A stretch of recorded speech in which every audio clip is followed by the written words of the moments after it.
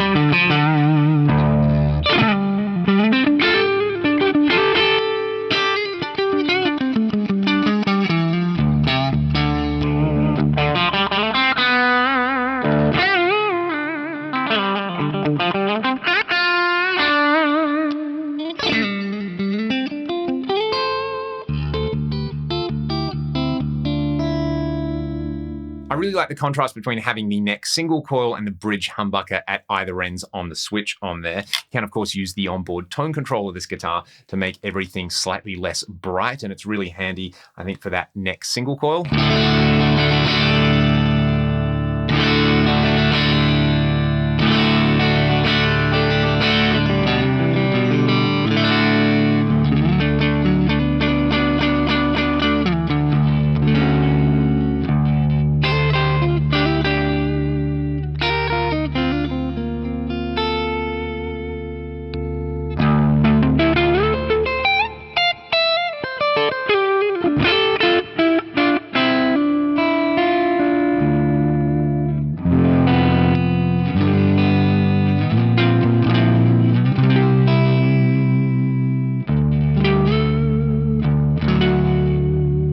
It's a really good tone control. It's not one of those things where it does nothing for the first half of the sweep and then everything in like a bee's dick amount on there. It's got a really nice sweep, and I think I've probably got around 6 or 7 at the moment. So let's hear it with a Marshall style crunch. I think this is where the real advantage of this wiring setup comes in, because a neck single coil and a bridge humbucker together for crunch tones, they're two of my favorite things, right? So let's start on the bridge humbucker.